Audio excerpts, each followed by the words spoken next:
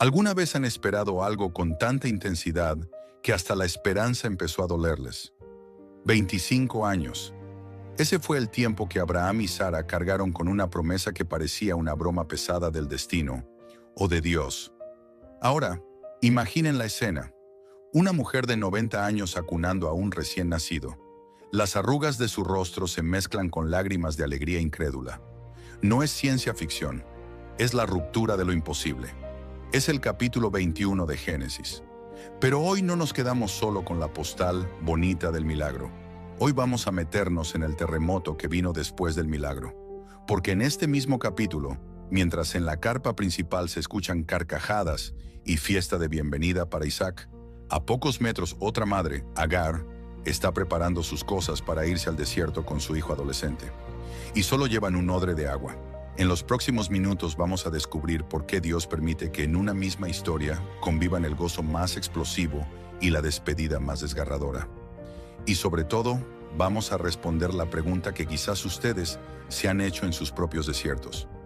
¿Dios escucha cuando yo ya no tengo fuerzas ni para orar? Les adelanto una curiosidad que cambia el lente con el que leemos todo este capítulo. La palabra risa aparece como un eco, pero no es una risa burlona. En el hebreo antiguo, el nombre Isaac significa literalmente «él reirá». Sin embargo, el episodio más intenso de este texto no es una comedia, es un llanto. Es el llanto de un muchacho sediento. Y curiosamente, la Biblia dice que Dios no escuchó las palabras de Agar, escuchó la voz del muchacho. ¿Qué nos está enseñando Dios con este silencio extraño y esa atención selectiva? ¿Qué significa que el Dios que cumple promesas también suelta y deja ir? Esto es, si Dios nos hablara, y en esta ocasión, el desierto va a hablar más fuerte que nunca. Vamos a abrir juntos el libro de Génesis, capítulo 21. ¿Qué dice la Biblia? 1. Visitó Jehová a Sara, como había dicho, e hizo Jehová con Sara como había hablado. 2. Y Sara concibió y dio a luz un hijo a Abraham en su vejez, en el tiempo que Dios le había dicho.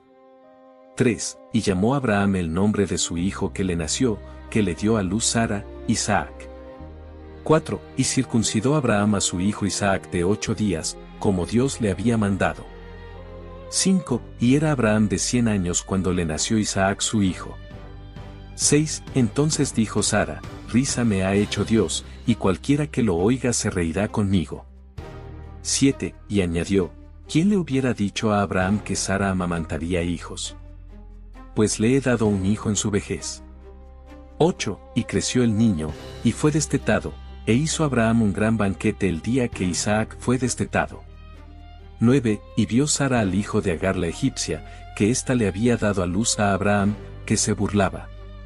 10. Por lo cual dijo a Abraham, echa a esa sierva y a su hijo, porque el hijo de esa sierva no ha de heredar con mi hijo, con Isaac. 11. Y este dicho le pareció muy grave a Abraham, por causa de su hijo.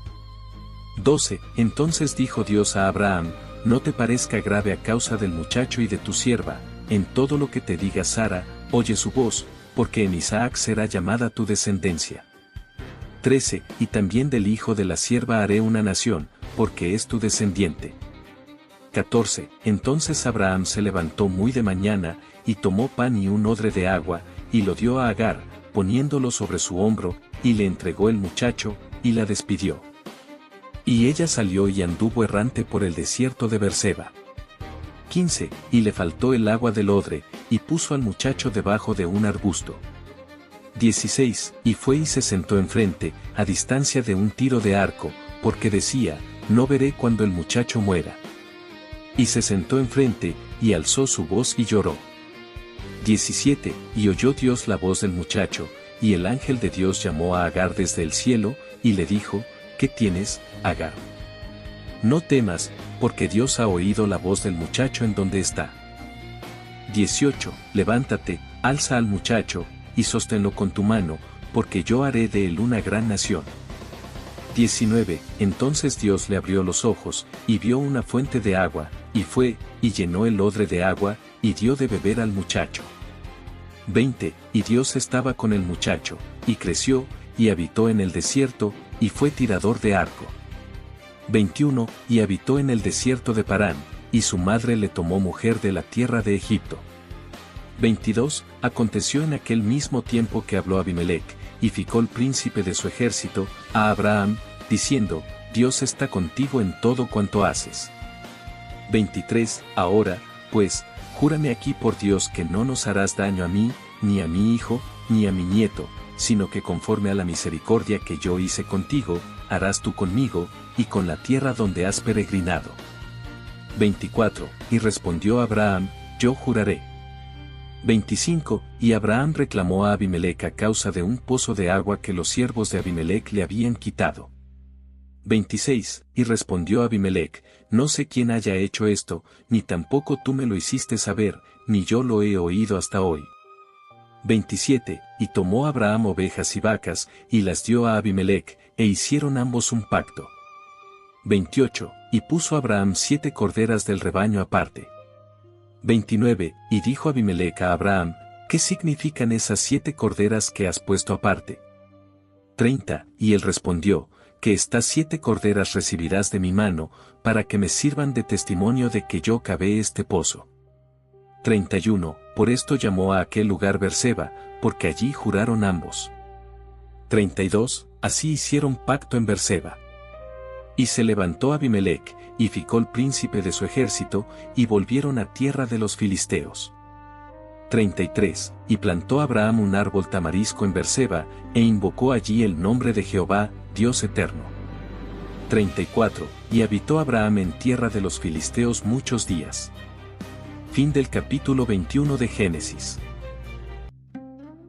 Ahora la explicación teológica.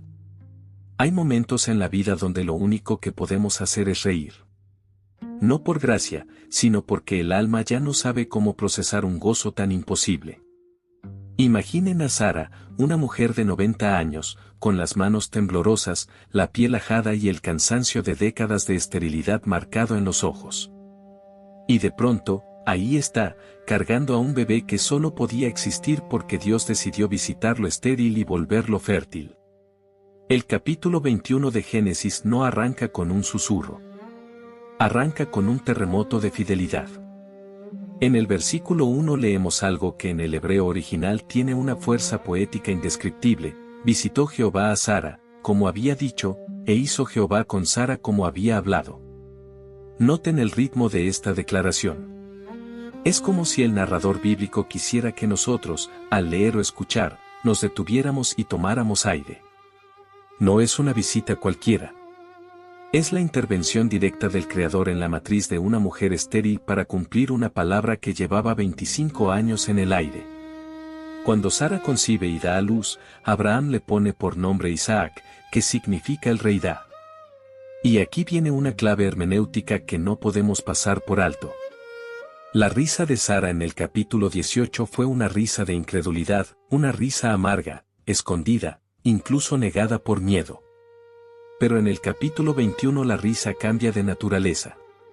Sara dice, risa me ha hecho Dios, y cualquiera que lo oiga se reirá conmigo. Esa frase, en su contexto cultural, es una declaración profética. La risa ya no es un escape nervioso, es un testimonio público. Dios transformó el sarcasmo en alabanza. Lo que antes era duda, ahora es evidencia. Y esto es precioso porque nos muestra que Dios no desprecia nuestra fragilidad, sino que la redime y la convierte en parte de su historia. No pasemos rápido por el detalle del tiempo. Abraham tiene 100 años. El texto subraya la vejez de ambos padres justo en el momento del nacimiento y de la circuncisión de Isaac al 8º día, conforme al mandato del pacto. Esto es esencial teológicamente, la señal del pacto se aplica sobre el hijo de la promesa, dejando claro que Isaac no es simplemente un milagro biológico, es el portador de una alianza eterna. Dios está separando una línea de descendencia que no se sostiene por la capacidad humana, sino únicamente por su elección soberana. Ahora, los versículos 8 al 11 nos meten en un drama familiar que nos incomoda y nos duele. El día que Isaac es destetado, Abraham hace un gran banquete. En la cultura antigua, el destete marcaba la supervivencia del niño más allá de la etapa crítica de mortalidad infantil, era una celebración de vida. Pero justo en medio de la fiesta, Sara ve a Ismael, el hijo de Agar la egipcia, y el texto dice que lo ve que se burlaba. Necesitamos detenernos aquí con honestidad exegética. La palabra hebrea usada es metzahek, que comparte la raíz con el nombre Isaac, risa. Pero aquí tiene un matiz oscuro. El apóstol Pablo, en Gálatas capítulo 4, versículo 29, interpreta este evento como una persecución. El que había nacido según la carne perseguía al que había nacido según el Espíritu. No era un simple juego infantil inocente. Había una amenaza espiritual latente, una mofa que atacaba el corazón de la promesa. Y es cuando Sara reacciona de forma visceral, echa a esa sierva y a su hijo, porque el hijo de esa sierva no ha de heredar con mi hijo, con Isaac. La palabra en la Biblia dice que esto le pareció muy grave a Abraham por causa de su hijo Ismael. Aquí vemos el corazón partido de un padre. Ismael no era un error cualquiera, era su primogénito, fruto de una decisión tomada fuera de la voluntad de Dios, pero amado profundamente. El patriarca está en una encrucijada emocional y espiritual. Pero entonces Dios interviene con una palabra que es quirúrgica. Le dice a Abraham: no te parezca grave a causa del muchacho y de tu sierva, en todo lo que te diga Sara, oye su voz, porque en Isaac será llamada tu descendencia. Esta instrucción divina puede sonar dura al oído moderno, pero es profundamente teológica. Dios no está validando un berrinche ni justificando la dureza de Sara. Está protegiendo la línea mesiánica. La promesa no fluye por Ismael, fluye por Isaac. Y aunque Ismael es hijo de Abraham, no es el hijo del pacto en el sentido redentor. Aquí Dios nos enseña un principio que recorre toda la Escritura: la elección divina no se basa en la carne ni en la lógica humana, sino en la soberanía gratuita de Dios. Pero fíjense en la ternura del versículo 13. Inmediatamente después de confirmar a Isaac como heredero del pacto, Dios añade: y también del hijo de la sierva haré una nación, porque es tu descendiente. Dios no abandona a Ismael. No lo borra del mapa de la compasión divina. Lo aparta, sí, pero para bendecirlo por amor a Abraham. Esto es increíblemente consolador. Aun cuando nuestras decisiones nos meten en desiertos que Dios no diseñó para nosotros, Él sigue siendo redentor. Luego llegamos a una de las escenas más desgarradoras de la Biblia. Abraham se levanta muy de mañana, toma pan y un odre de agua, y lo pone sobre el hombro de Agar. Le entrega al muchacho y la despide. No hay caravana, no hay escolta. Solo pan, agua y el desierto de Berseba. Agar sale y anda errante. La palabra errante en hebreo transmite la idea de alguien perdido, sin rumbo, dando vueltas sin destino. El agua se acaba y entonces ella pone al muchacho debajo de un arbusto. Pero noten el detalle que rompe el corazón: ella no se queda al lado de Ismael.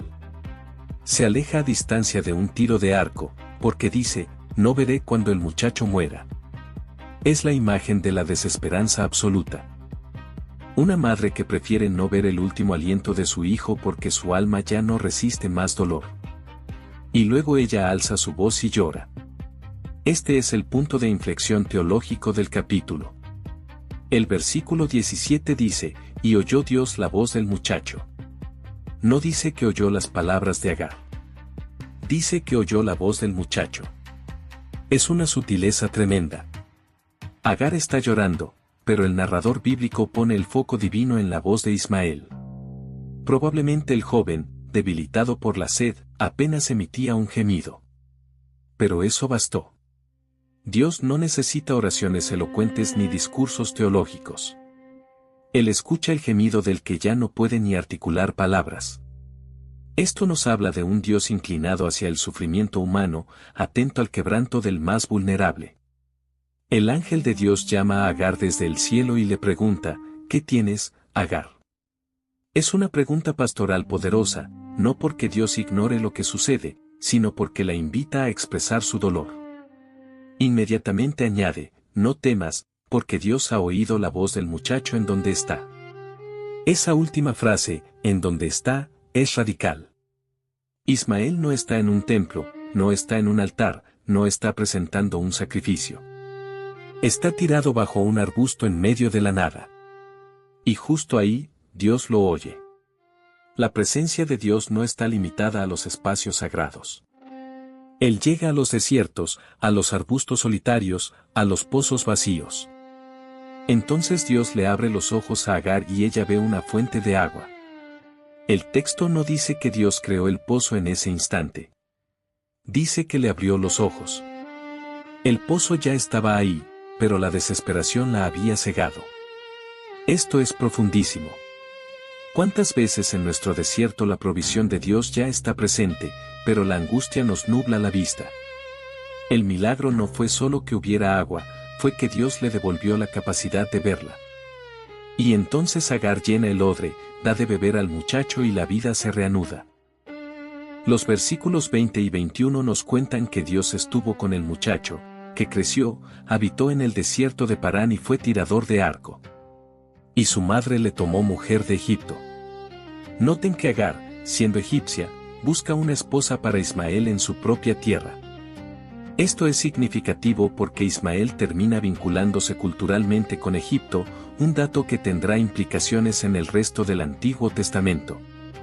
Pero lo que nos interesa ahora es que la promesa de Dios se cumplió de forma literal. Ismael llegó a ser una gran nación, y aunque no era el portador de la simiente redentora, Dios lo cubrió con su cuidado. Ahora prepárense porque el capítulo da un giro abrupto. Pasamos de la angustia de Agar a un episodio que parece casi administrativo. Los versículos 22 al 34 nos muestran a Abimelec, rey de Gerar, acompañado de Ficol, príncipe de su ejército. Vienen a visitar a Abraham con una declaración asombrosa: Dios está contigo en todo lo que haces. Esto es teología de las naciones. Un rey pagano reconoce la bendición visible sobre un hombre de pacto. La prosperidad de Abraham, su crecimiento como patriarca de una casa numerosa, no era solo material, era una evidencia tangible de la presencia divina. Abimelec le pide un juramento de no agresión, una especie de pacto de paz y buena vecindad. Quiere garantías de que Abraham no usará su creciente poder para perjudicar su dinastía. Abraham jura, pero inmediatamente saca un tema pendiente, un pozo de agua que los siervos de Abimelec le habían quitado. Es fascinante cómo el texto conecta el tema del agua con el episodio anterior. En el capítulo, el agua es símbolo de vida. Ahora es símbolo de justicia y legitimidad territorial.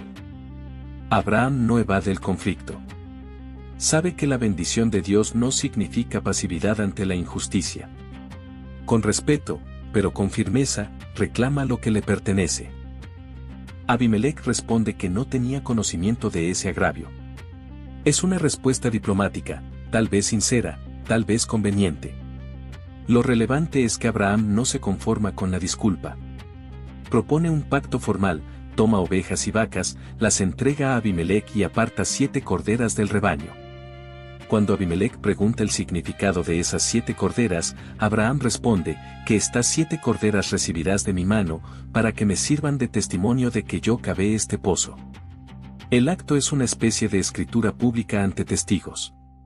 Las 7 corderas son un memorial visible, un contrato sellado con sangre animal que establece derechos de agua en un desierto donde el agua es más valiosa que el oro.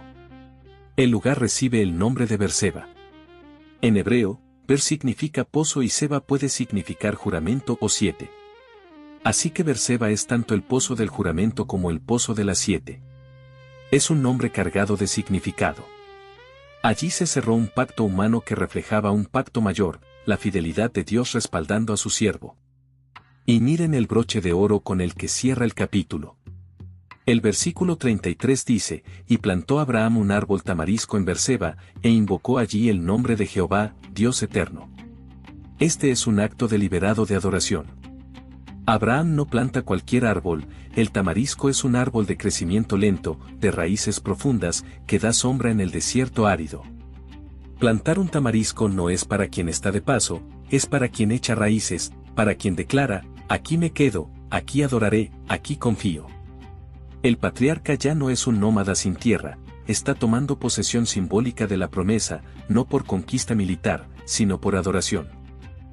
Y la invocación al Dios eterno, el Olam en hebreo, es la primera vez que aparece este título divino en la Biblia. Abraham reconoce que el Dios que cumplió la promesa en Isaac, que sostuvo a Ismael en el desierto y que le dio testimonio ante Abimelec, es un Dios sin principio ni fin, soberano sobre el tiempo, inmutable en su fidelidad. Entonces, ¿qué nos enseña este capítulo en su conjunto? Primero, que Dios cumple lo que promete, aunque el reloj biológico diga que es imposible. Segundo, que la risa de la duda puede convertirse en risa de gozo genuino cuando obedecemos y esperamos. Tercero, que los conflictos internos de la comunidad de fe no sorprenden a Dios, Él tiene un plan maestro que trasciende nuestras tensiones humanas, separando lo que nosotros no podemos separar y sosteniendo a los que parecen quedar fuera. Cuarto, que, en el desierto, cuando el odre está vacío y las fuerzas se agotan, Dios oye la voz del que gime, no del que tiene el discurso perfecto. Quinto, que la bendición de Dios nos da testimonio incluso ante los que no comparten nuestra fe. Y sexto, que la respuesta correcta ante todo esto es plantar un tamarisco, es decir, establecer un memorial de adoración y echar raíces profundas en la confianza del Dios eterno. Y quiero regresar por un momento a la imagen del pozo en el desierto. Hay algo que nos conecta directamente con usted, que está oyendo esto tal vez en su propio momento de sequía. El ángel no le dio a Agar un discurso teológico. Simplemente le abrió los ojos para que viera lo que ya estaba allí. Quizás hoy lo que necesitamos no es que Dios envíe algo nuevo del cielo, sino que nos abra los ojos para ver el pozo que su gracia ya cavó, quizás a través de personas, de la iglesia, de su palabra, o de una esperanza que habíamos dejado de ver. La fuente no apareció cuando Agar dejó de llorar, apareció cuando Dios decidió revelarla. Y así opera muchas veces la gracia, llega sin merecerla, en el momento más inesperado, y transforma la muerte en vida. Génesis 21 es un capítulo de contrastes, risa y llanto, promesa y separación, vida y casi muerte, conflicto y pacto. Pero, sobre todo, es un capítulo sobre un Dios que nunca suelta lo que ha prometido. Abraham y Sara aprendieron que la fidelidad divina no elimina los desiertos, pero garantiza que, en cada desierto, aún en el más árido, hay un manantial escondido esperando ser visto por ojos que se dejen abrir por el Señor. ¿Qué dice Dios? Hijo mío, quiero que sepas que yo visito lo estéril para transformarlo en manantial. Cuando Sara dio a luz a Isaac en su vejez, no solo cumplí una promesa, transformé su risa amarga en una risa de gozo que todavía hoy resuena. Escogí a Isaac. Lo aparté desde el 8º día con la señal del pacto, porque mi plan de redención no depende de la fuerza humana, sino de mi elección soberana. Pero nunca olvidé a Ismael. Tú sabes que también soy el Dios que oye. Cuando Agar se quedó sin agua en el desierto y puso a su hijo debajo de un arbusto, porque no soportaba verlo morir, yo no escuché sus discursos, sino el gemido quebrado del muchacho. Y en ese instante, le abrí los ojos a ella para que viera el pozo que ya estaba allí. A veces, no necesitan que yo haga algo nuevo, sino que les quite la ceguera de la angustia para que vean la provisión que ya he puesto junto a ustedes. Permití que Ismael fuera separado de Isaac no porque no lo amara, sino porque en Isaac estaba la simiente del pacto que traería salvación a todas las naciones. Pero tuve cuidado de bendecir a Ismael también, y le prometí a Abraham que haría de él una gran nación, porque cada hijo que toca el corazón de un padre importa delante de mis ojos. Yo estuve con el muchacho en el desierto de Parán, lo sostuve, lo hice crecer y prosperar, aunque su camino no fuera el camino del pacto principal. Esto te enseña que cuando algo se aparta de ti o alguien toma un rumbo distinto, yo sigo allí, cuidando, guiando y escribiendo historias de redención que tú quizás nunca conocerás completamente, pero que yo no he abandonado. Quiero que observes cómo actué también en la vida cotidiana de Abraham. Cuando el rey Abimelec vino a hacer un pacto, porque reconoció que yo estaba con mi siervo en todo lo que hacía, yo te estaba mostrando cómo la bendición visible sobre un hijo del pacto puede hablar más fuerte que 1000 sermones. Pero no quiero que confundas mi bendición con pasividad. Abraham reclamó con firmeza el pozo que le habían quitado, y en ese acto de buscar justicia sin perder la paz, yo le di sabiduría para sellar un testimonio imborrable con 7 corderas.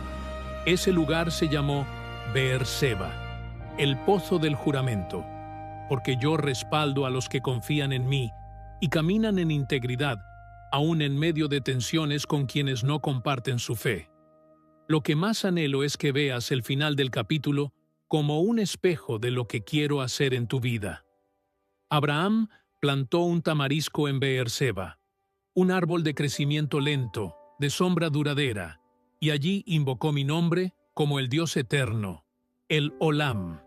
Ese árbol fue un acto de adoración y una declaración de permanencia.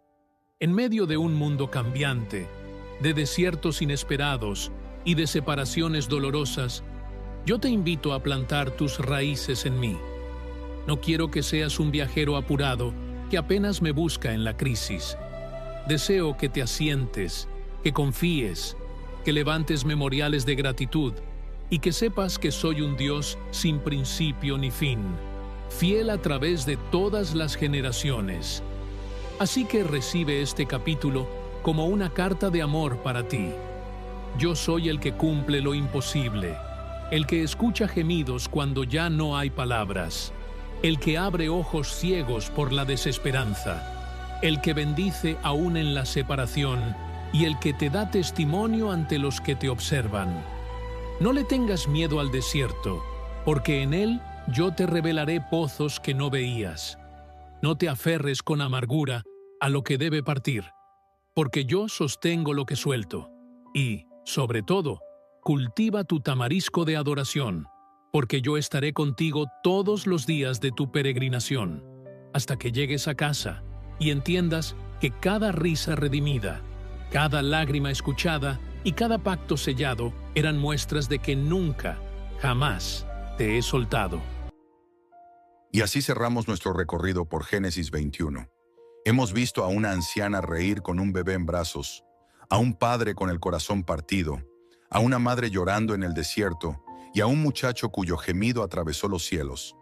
Hemos visto también un pozo que ya estaba allí, un pacto sellado con 7 corderas y un árbol plantado como acto de adoración eterna. Todo en un mismo capítulo. Todo en tu misma vida quizás. Si este mensaje tocó alguna fibra profunda en ti, si sentiste que Dios te habló directamente al corazón, no te vayas sin dejar tu suscripción. Forma parte de esta comunidad que busca escuchar la voz de Dios en cada rincón de la Escritura. Activa la campana para no perderte ningún episodio. Comparte este video con alguien que esté atravesando su propio desierto. Y déjame en los comentarios una palabra, una frase o un testimonio de lo que Génesis 21 removió en tu interior. Esto es Si Dios nos hablara. Nos vemos en el próximo capítulo. Dios te bendiga.